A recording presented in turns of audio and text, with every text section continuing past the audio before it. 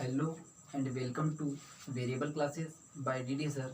Variable classes में मैं दीपक दांगी आपका हार्दिक स्वागत करता हूं। उम्मीद करता हूं कि आप सभी अच्छे होंगे, स्वस्थ होंगे, मस्त होंगे और अपने अपने घरों में लॉकडाउन के नियमों का पालन कर रहे होंगे। इसी के बीच अपनी जो परसेंटेज की सीरीज़ चल रही थी उस सीरीज़ को मैं आगे बढ़ाता हूँ। उसमें हमने कुछ पिछले वीडियो में बेसिक क्वेश्चंस देखे थे, उसके बाद मैंने क्वेश्चंस का लेवल थोड़ा सा उठाया था और अब मैं क्वेश्चंस की सीरीज को आगे बढ़ाता हूं और आगे बढ़ा के देखते हैं कि नए क्वेश्चंस कौन कौन से हैं और आगे क्वेश्चन की सीरीज को देखते हैं। चलिए दोस्तों, क्वेश्चन की जो सीरीज चल रही थी उसमें हम क्वेश्चन देख रहे हैं और आज के लिए हमने पहला क्वेश्चन क्या लिया है कि यदि किसी किताब का मूल्य पहले 25% घटाया जाता है और फिर 20% बढ़ा दिया जाता है तो बताइए किताब की कीमत में कितने प्रतिशत परिवर्तन आएगा। क्वेश्चन को एक बार ध्यानपूर्वक पढ़ लीजिएगा, अपने नोट्स में जो आप बना रहे होंगे उसमें नोट डाउन कर लीजिएगा। इस क्वेश्चन को हम करते हैं। आपको मैंने 20% की वैल्यू भी लिखवाई है और 25% की वैल्यू भी लिखवाई है। जरा एक बार देखिए 25% की वैल्यू कितनी होती है। सोचिए, थोड़ा सोचोगे तभी जाके समझ में आएगी चीज़ें। 25% की वैल्यू 1/4 होती है। सही लिखा, बहुत सही। चलो 20% की वैल्यू, हाँ बोलिए, आप जो बोल रहे हैं मुझे सुनाई दे रहा है, बोलिए जरा। 20% की वैल्यू कितनी होती है? 20% की वैल्यू होती है 1/5। चलो अब फिर से क्वेश्चन पे आ जाते हैं कि यदि किसी किताब का मूल्य पहले 25% घटाया जाता है। 25% घटाने का मतलब क्या है कि पहले 4 था, उस पर 1 रुपये घट गया, यानी पहले कीमत 4 थी, 4 में से जब हमने 1 घटा दिया तो कितना बचा? 3। यानी कि पहले की कीमत और अब की कीमत का जो अनुपात आया वो कितना आया है? 4:3। फिर क्या कहा कि और फिर 20% बढ़ा दिया है। 20% बढ़ाने का मतलब क्या है कि पहले 5 था, अब उस पर 1 बढ़ गया है, यानी कि 5 पर 1 बढ़ गया तो क्या हो गया? 6। 5:6। पहले 5 था और अब कितना हो गया? 6। अब क्या करना है? इन दोनों का मल्टीप्लाई कर देना है और इन दोनों का मल्टीप्लाई कर देना है। यदि इधर से इधर वाली संख्या में कोई करता है तो काट देंगे। क्या कहा? इस तरफ वाली संख्या से इस तरफ वाली संख्या कोई सी भी करती है तो काट देंगे। इस वाली से इस वाली नहीं घटेगी, यहाँ से प्रतिशत या अनुपात के पहले वाले से बाद वाली कट जाएगी। देख लेते हैं, नहीं भी काटेंगे तो कोई फर्क नहीं पड़ेगा, आखिरी में जाके काट देंगे, पर हम यही काट देते हैं। 2 दूनी 4 और 2 तिया 6। अब इधर वाली संख्या का मल्टीप्लाई कर देंगे और इधर वाली संख्या का भी मल्टीप्लाई कर देंगे। 2 का गुणा 5 में करेंगे कितना आएगा? 10 आएगा। अनुपात 3 का गुणा 3 में करेंगे कितना आएगा? 9 आएगा। 10 और 9 में कोई संख्या कट रही है, यदि कट रही है तो काट देंगे, नहीं कट रही है तो एज इट इज लिख देंगे। क्या पूछा था कि बताइए किताब की कीमत में कितने प्रतिशत परिवर्तन आएगा। प्रतिशत में अंतर पूछा है, तो 10 पहले मूल्य था, अब 9 हो गया है, इसका मतलब 1 की कमी आ गई है। कितने रुपए पर? 10 रुपए पर। पहले कितना था? 10 था, 10 में 1 की कमी आई है, इंटू परसेंटेज पूछा है। परसेंटेज लगाने के लिए हम क्या करेंगे? 100 का गुणा कर देंगे, 1 जीरो से 1 जीरो कट कर देंगे, 10 का गुणा 1 में करेंगे तो क्या आंसर आएगा? 10%। यानी कि किताब के मूल्य में कितने प्रतिशत की कमी आएगी? 10% की कमी आएगी। यहाँ पर हम माइनस लगा सकते हैं और माइनस इस बात को शो करेगा कि कमी आ रही है, या फिर हम एक साइन डिग्रेड का साइन दिखा देते हैं, ये कमी वाला साइन है, ये बता रहा है कि 10% की क्या होगी? कमी होगी। इसी क्वेश्चन को हम एक तरीके से और कर सकते हैं, देखिए कैसे।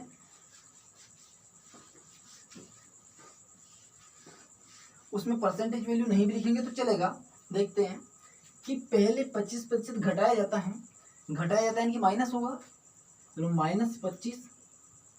फिर कितना बढ़ा दिया जाता है? 20% बढ़ा दिया जाता है, तो मैंने +20 कर दिया। अब प्लस, एक प्लस वाली और माइनस वाली, जब प्लस और माइनस का मल्टीप्लाई करते हैं तो क्या माइनस आता है? जी माइनस आता है। तो यहाँ पर 20 × 25/100। 25 से 100 को काटेंगे 4 बार कटेगा, 4 से 20 को काटेंगे 5 बार कटेगा। -25 और ये माइनस के 5, क्या लिखेंगे? -25 + 20 और माइनस के 5, -25 और -5 -30, और प्लस 20। जब माइनस की 30 में से प्लस का 20 जोड़ेंगे तो हमारा आंसर आएगा माइनस का 10। माइनस इस बात को शो कर रहा है कि कमी हुई है, तो कितनी कमी आ गई इससे ही 10, यानी कि 10% की क्या हो गई है, किताब के मूल्य में कमी आ गई है। यह एक फॉर्मूला है, कैसे है कि a प्लस माइनस बी, इसके आगे भी plus minus A B by 100, यानी कि दो संख्याएं, यदि प्लस की हो तो प्लस की लेंगे, माइनस की तो माइनस की लेंगे। यहाँ भी प्लस की हो तो प्लस की लेंगे, माइनस की हो तो माइनस की लेंगे। यदि यहाँ प्लस और माइनस है तो यहाँ माइनस आएगा, यदि यहाँ माइनस और प्लस है तो भी यहाँ माइनस आएगा, यानी कि कहीं भी एक जगह माइनस रहता है तो माइनस, और यदि दोनों जगह माइनस रहता है तो प्लस आ जाता है। तो ये फॉर्मूला तुम ध्यान रखना, या फिर मैंने जैसे पहले करवाया था क्वेश्चन ऐसे ही करना है। दो तरीके हैं, और भी तरीकों से किया जा सकता है, पर दो ही तरीके बेस्ट थे। चलिए अगला क्वेश्चन लेते हैं, इसी चीज को आगे बढ़ाते हैं। आइए दोस्तों अगला क्वेश्चन देखते हैं। अगले क्वेश्चन को पहले पढ़ लीजिएगा, क्या लिखा है। किसी संख्या को पहले 20% बढ़ाया गया और फिर उसी संख्या को 20% बढ़ाया गया, तो बताइए कि पुनः वही संख्या प्राप्त करने के लिए बड़ी हुई संख्या में कितने प्रतिशत की कमी करनी पड़ेगी। क्वेश्चन को पुनः दो ही तरीके से किया जा सकता है। आइए देखते हैं कि पहले 20% बढ़ाया गया, 20% की वैल्यू कितनी है, 1/5, यानी कि संख्या को पहले 5 थी और अब 1 बढ़ गई 6। फिर कहा कि संख्या 5 थी, 20% की वैल्यू 1/5 की 5 थी, पुनः बढ़ाया 1 तो 6। अब कोई संख्या इधर से इधर कट रही है क्या, नहीं कट रही है, तो मल्टीप्लाई कर देंगे। 5 का गुणा 5 में करेंगे 25, और 6 का गुणा 6 में करेंगे 36, यही होगा। तो क्या कहा कि बताइए कि संख्या को कितने प्रतिशत घटाया जाए कि आरंभिक संख्या प्राप्त हो। तो पहले तो 25 से संख्या कितनी हो गई है, 36 हो गई है, यानी कि 11 कम करना पड़ेगा। कितना कम करना पड़ेगा, 11 कम करना पड़ेगा। और किस संख्या पे कम करना पड़ेगा, 36 पे कम करना पड़ेगा। इनटू परसेंटेज लगाने के लिए हम क्या करेंगे, 100 का गुणा कर देंगे। कोई संख्या कट रही है तो काट देंगे, नहीं कट रही है तो एज गुणा कर देंगे। फिर ये हमें पता चला कट रही है, 4 × 36, 4 × 8, 2 बचे 20, 4 × 5 20। 25 का गुणा 11 में कर देंगे। 25 से 25 के 5 हासिल आए 2, 25 से 25 और 2 27 अपॉन 9। कट रही है संख्या तो काट देंगे, नहीं कट रही है तो एज इट लिख देंगे। चलो क्या 3 से कट रही है क्या, 7 5 12 2 14, नहीं करती है तो 9 से भाग लगा के देख लेंगे। 9 कम 9, 9 3 27, 5 बचे, भाग नहीं जाएगा, उसकी 0, यहाँ पर पॉइंट, यहाँ पे लगाएंगे 50 हो जाएगा। 9 5 45, 9 5 45, यानी कि 30.55% की आपको क्या करनी पड़ेगी, कमी करनी पड़ेगी। एक बार फिर देख लेते हैं, संख्या को पहले 20% बढ़ाया गया, 20% के लिए 1/5, 5 से 6 किया गया, फिर 20% बढ़ाया गया, यानी कि 5 से 6 किया गया। अब यहाँ से अनुपात के पहले अनुपात के बाद में कोई संख्या कट रही है क्या, नहीं कट रही है, तो हमने क्या किया, पहले वाली संख्या को मल्टीप्लाई किया, बाद वाली दोनों संख्या को मल्टीप्लाई किया। इधर 5 का गुणा 5 में किया तो 25 आए, 6 का गुणा 6 में किया तो 36 आए। अब कहा कि पहले वाली संख्या को वापस प्राप्त करने के लिए कितने प्रतिशत की कमी करनी पड़ेगी, तो पहले 36 हो गई अब संख्या, पहले 25 थी तो 11 कम करना पड़ेगा। और किस पे कम करना पड़ेगा, 36 पे कम करना पड़ेगा। तो 11 कम किए 36 पे इंटू 100, जो संख्या कट रही थी उसे काट दी, नहीं कट रही है तो हमने गुणा किया और संख्या को भाग लगा दिया, तो हमारा आंसर क्या निकल गया है, 30.55% की कमी करनी पड़ेगी। चलिए देखते हैं अगला क्वेश्चन। आइए दोस्तों अगला क्वेश्चन देखते हैं। क्वेश्चन में क्या, मैंने पहले तुम्हें टाइप बताया था कि a बराबर b इंटू सी, ऐसा कुछ टाइप देखा था क्या, जी हाँ। उसमें मैंने कहा था कि a को नियत रखना है, ऐसा कह दिया था कि पहले वाली संख्या बदलेगी नहीं। अब क्या है, इस वाले क्वेश्चन में पहले वाली संख्या भी बदल जाएगी और बाद वाली बदल जाएगी। फिर हालांकि इस चीज़ को छोड़िए, अपने क्वेश्चन पे आते हैं। क्वेश्चन क्या कह रहा है, एक बार ध्यान से पढ़िए कि यदि एक बेलन की लंबाई, चौड़ाई और ऊंचाई, क्वेश्चन में थोड़ी सी मिस्टेक है, देखिए। एक घन की बेलन की क्या है, घन, एक घन की लंबाई, चौड़ाई और ऊंचाई में 20% की वृद्धि की जाए तो बताइए घन के आयतन पर क्या प्रभाव पड़ेगा। ठीक है, देखिए घन सबने देखा है कैसा होता है, जिसकी चारों भुजाएं क्या हो, बराबर हो। हालांकि वो यहाँ ये भी नहीं कहता कि लंबाई, चौड़ाई और ऊंचाई तो भी कोई फर्क नहीं पड़ता है, वो ये बोल देता कि सारी भुजाओं को बढ़ा दिया जाए तो भी काम चल जाता। हालांकि उसने बोल दिया ठीक है 20% की वैल्यू तुम्हें पता है कितनी होती है, अब तो रटा गई होगी सबके मुंह पे 1/5। बिल्कुल सही है, हाँ सभी ने दिल से बोला है, पता है मुझे ना। चलो कोई बात नहीं, 20% की वैल्यू 1/5 है। तो क्या कहा कि वृद्धि 20% की हो रही है, तो 5 से 6 उसकी लंबाई में वृद्धि, 5 से पुनः 6 उसकी चौड़ाई में वृद्धि, और 5 से 6 पुनः उसकी ऊंचाई में वृद्धि। यही होगी 3 बार करना है, एक बार लंबाई में, फिर चौड़ाई में और फिर ऊंचाई में। जरा तीनों का कोई संख्या कट रही है इधर वाली से इधर वाली तो कट कर देंगे, नहीं भी करती हैं तो पहले वाली संख्या का आपस में मल्टीप्लाई कर देंगे, बाद वाली संख्याओं का आपस में मल्टीप्लाई कर देंगे और बची हुई संख्या का अनुपात ले लेंगे। 5 का गुणा 5 में करेंगे 25, और 25 का गुणा फिर 5 में करेंगे तो क्या आएगा 125। 5 का गण सभी को पता है। ऐसे ही 6 का गुणा 6 में करेंगे 36, और 36 का गुणा फिर 6 में करेंगे 216, यानी 6 का क्यूब क्या होता है 216। अब क्या कहा है, तो बताइए घन के आयतन पर क्या प्रभाव पड़ेगा। आयतन पर क्या प्रभाव पड़ेगा कि पहले घन 125 का आयतन 125 हुआ करता था, अब वही आयतन 216 हो गया है। कितना बढ़ गया 216 अब है, 125 पहले था। जरा माइनस कीजिए कितना बढ़ा है, 6 में से 5 गया 1, 1 में से 2 जा सकता है क्या, नहीं जा सकता है। 11 में से 2 गया 9, यहाँ बचा 1, 1 में से 1 गया 0, यानी कि आपका जो आयतन था वो कितना बढ़ गया है 91, 91 बढ़ गया है। किस पे बढ़ा 125 पे बढ़ा। तो परसेंटेज में लिखने के लिए क्या 100 से कर देते हैं मल्टीप्लाई, बिल्कुल कर देते हैं। 25 से कट कर देंगे 25 चौक 100 और 25 5 125। 91 का गुणा 4 में कर दो, 4 एकम 4, और 4 का गुणा 9 में करो 36। बाकी किसका लगाना 5 का लगाओ, 5 7 35, 1 बचा 14, 5 दूनी 10, कितने बचे 4 40, 5 8 40, यानी कि क्या आंसर निकल गया 72.8। यदि पहले आयतन 125 हुआ करता था, यदि अब 216 हो गए हैं तो आयतन में 72.8% की वृद्धि होगी। यह आयतन कितना बढ़ जाएगा 72.8% इंक्रीज हो जाएगा। चलिए इसी में अगला क्वेश्चन देखते हैं, आइए समझते हैं। चलो आइए बच्चों पुनः क्वेश्चन देखते हैं। क्वेश्चन से पढ़िए, किसी गांव की जनसंख्या क्रमशः पहले साल 10%, दूसरे साल 20% तथा तीसरे साल 25% बढ़ जाती है। यदि वर्तमान जनसंख्या 26,400 है तो पहले कितनी थी ये संख्या बतानी है। क्वेश्चन को हम बेसिक से भी कर सकते हैं और क्वेश्चन को हम ट्रिक से भी कर सकते हैं। पहले मैं इसका हल्का सा बेसिक बताऊंगा, उसके बाद में तुम्हें ट्रिक बताऊंगा। देखिए मान लिया कि पहले जनसंख्या कितनी थी हमें पता नहीं, तो हमने कितनी मान ली 103। फिर क्या कहा कि किसी गांव की जनसंख्या पहले 10% बढ़ाएगी, यानी कि x का 10% बढ़ाएंगे तो क्या 110 हो जाएगा, यही होगी। अब जो संख्या होगी उसका पुनः 20% बढ़ेगा, यानी कि संख्या का 120% हो जाएगा। और अब जो संख्या है इस संख्या का फिर से 25% बढ़ेगा, यानी कि 125% हो जाएगा। और अब जाकर जनसंख्या कितनी हो गई है 26,400, कितनी हो गई है 26,400। ये क्वेश्चन हमारा बेसिक, संख्या कितना मान लिया x की संख्या पहले x थी, फिर 10% बढ़ाया यानी कि 110 हो गई, परसेंटेज हटा दिया।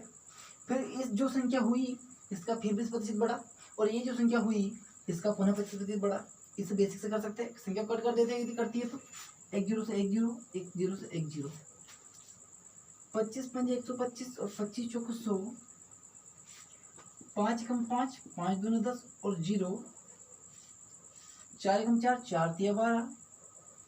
अब कुछ नहीं कट रहा है, यानी 20 का गुणा इधर करना पड़ेगा, और 11 इंटू 3 है, ये गुणा में इधर भाग में आ जाएंगे। x बराबर 26400 इंटू 20, नीचे जो 20 थे ऊपर जाएंगे, अपॉन 3 इंटू 11, क्या आएगा 11 इंटू 3, कट कर देते हैं। 3 से कट करते हैं पहले, 3 कम 3, 3 8 24, 2 बचे, 26 से 2 बच गई 24 हो गई, 3 8 24, 00, 11 से कट कर सकते हैं, 11 एकम 11, 11 8 88 और 00। 800 का गुणा 20 में करना है, गुणा कर देते हैं, 1 2 3 0 लगा देते हैं, 1 2 3 और 8 का गुणा 2 में करेंगे 16। यानी कि पहले जो जनसंख्या थी वो कितनी थी, 16 थी, और आज जो जनसंख्या वो कितनी हो गई है, 26,400 हो गई है। ये तो रहा हमारा बेसिक मेथड। अब जरा इसे ट्रिक से करते हैं, कैसे कर सकते हैं, नोट डाउन कर लिया होगा मेरे साथ साथ में, नहीं भी किया है तो वीडियो को पॉज कर लेना और नोट डाउन कर लेना। बहुत अच्छा क्वेश्चन है, एग्जाम में कई बार पूछा गया है। इस क्वेश्चन को ट्रिक से कैसे करते देखिए जरा, कि पहले जनसंख्या पहले साल में 10% बढ़ाई गई। 10% का मतलब क्या है, 1/10, यानी कि पहले अगर जनसंख्या 10 थी तो अब क्या 11 हो गई होगी, ठीक है। फिर जनसंख्या दूसरा साल 20% बढ़ाई गई। 20% का मतलब क्या है, 1/5, यानी कि जनसंख्या 5 थी तो अब 6 हो गई होगी, 5 पर 1 बढ़ गई। फिर अगले साल 25% बढ़ाई गई, 1/4, यानी 4 पर 5, 4 पर 1 बढ़ गई। फिर मैंने कहा था कि यदि कोई संख्या इस तरफ वाली संख्या से इधर वाली कोई कट रही है तो काट देंगे, अगर नहीं कट रही है तो उसे एज इट इज गुणा कर देंगे। क्या 5 से 5 कट रहा है, बिल्कुल कट रहा है। 2 दूनी 4 और 2 तिया 6। अब कोई संख्या कट रही है, नहीं कट रही है, 10 का गुणा 2 में करेंगे तो इधर तो आ गया 20 अनुपात, 11 का गुणा 3 में करेंगे तो 33। इसका मतलब क्या कि ये जो 20 है ये संख्या पहले थी और अब जो 33 है ये संख्या बाद में है। बीच में अनुपात लगा रखा है, ये एक्चुअल में वैल्यू नहीं होती है, ये कटने के बाद आखिर में रेशियो आता है, एक्चुअल वैल्यू हम निकालते हैं अपने अकॉर्डिंग। बाद में जो जनसंख्या हुई वो 33 है और उसके अकॉर्डिंग 26,400 है, तो यानी कि 33 की वैल्यू 26,400 दे रखी है और अपने को वैल्यू किसकी चाहिए, 20 की चाहिए। चलो देखते हैं पहले एक वैल्यू निकाल लेते हैं। एक वैल्यू निकालेंगे तो 26,400 अपॉन 33 काट देते हैं, किससे 3 एकम 3, 3 एकम 3, 3 8 24, 25 26, 3 8 24, 00, 11 8 88 और 00। एक की वैल्यू क्या निकल के आई, 800। तो 20 की वैल्यू क्या करेंगे, 20 का गुणा कर देंगे, तो 20 इंटू 800 तो क्या निकल के आई, 16,000। इसी क्वेश्चंस को हम एक तरीके से और कर सकते हैं, यदि तुम चाहते हैं तो मैं इस क्वेश्चन को बता देता हूँ। देखिए कैसे,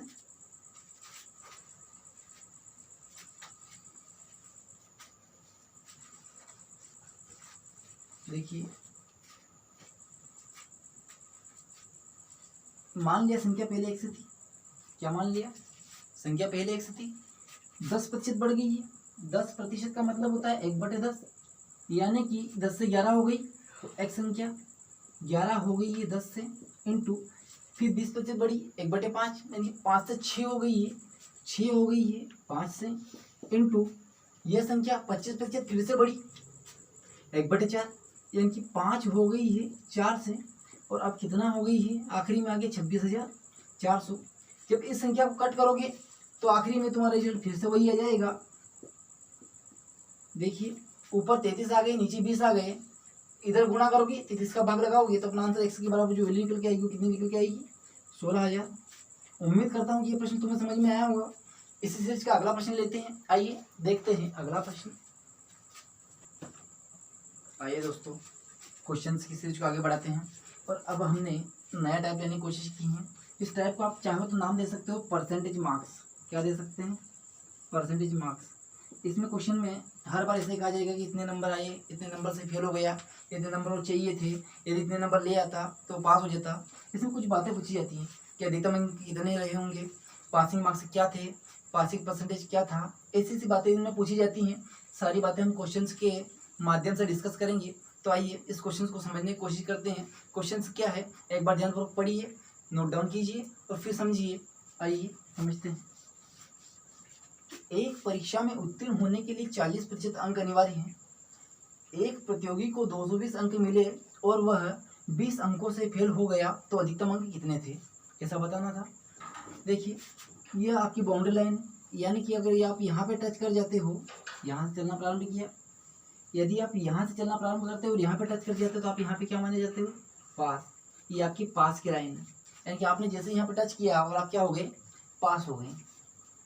क्या कहा क्वेश्चन वाले ने, एक परीक्षा में उत्तीर्ण होने के लिए 40% अंक चाहिए, यानी कि अब यहाँ से लेकर अब यहाँ तक आओगे तो 40% प्राप्त करोगे, ऐसा ही कहा है। एक प्रतियोगी को 220 अंक मिले, कितने अंक मिले, वो पता नहीं यहाँ तक रुका होगा या कहीं पे भी गया होगा यहाँ तक, तो उसे कितने अंक मिल गए, 220 अंक मिले।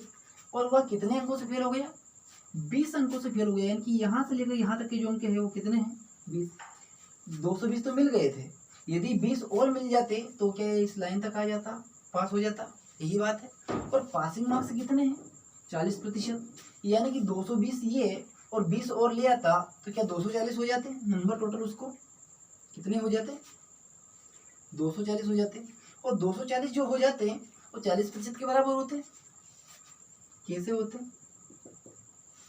कि 220 तो उसे मिल गए और उससे फेल हो गया कितने नंबर से, 20 नंबर से। यदि 20 अंक और आ जाता तो पास हो जाता, यानी कि 240 अंक चाहिए थे और 240 जो अंक हैं वो 40% के बराबर है।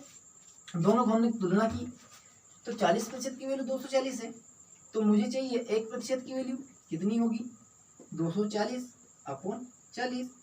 पर उसने पूछा है कि अधिकतम अंक कितने थे, तो अधिकतम अंक कितने होते हैं, 100%। कितने होते हैं, 100%। तो मुझे 100 की वैल्यू चाहिए।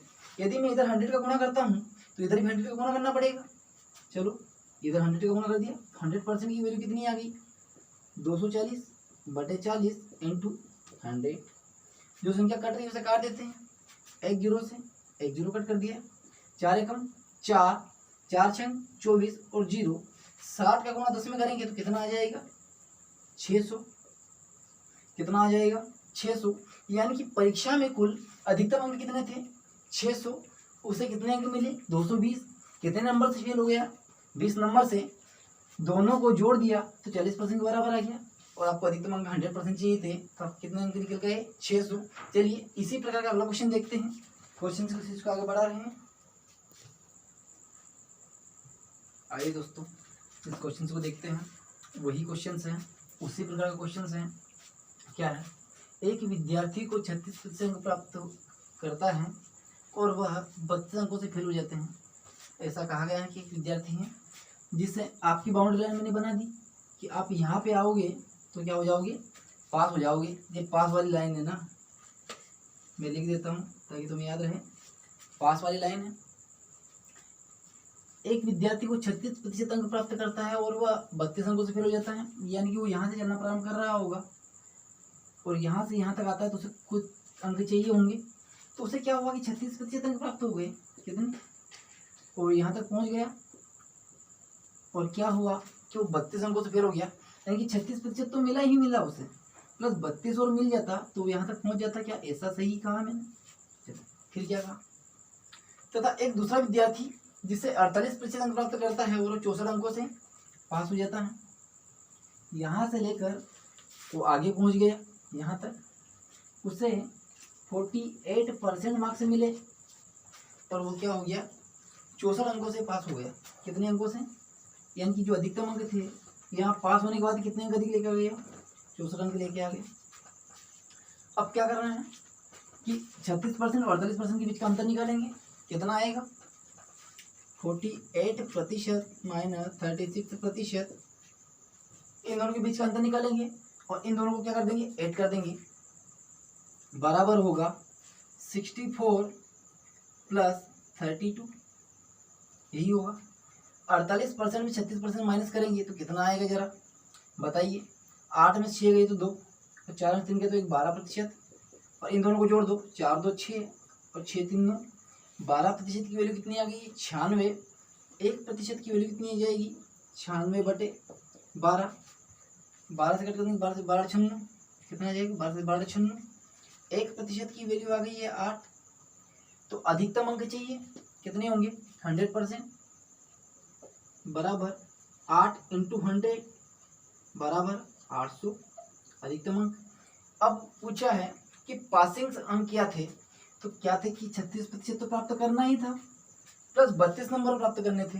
1% की वैल्यू 8 है, 36% की देखो जरा, 36 इंटू 8, 8 छंग 48, ये 8 हंसिलाई 4, 8 या 24 और 4 कितने हो गए, 28, 288 प्लस 32 अंक और चाहिए थे, ये 32 अंक जोड़ दिए।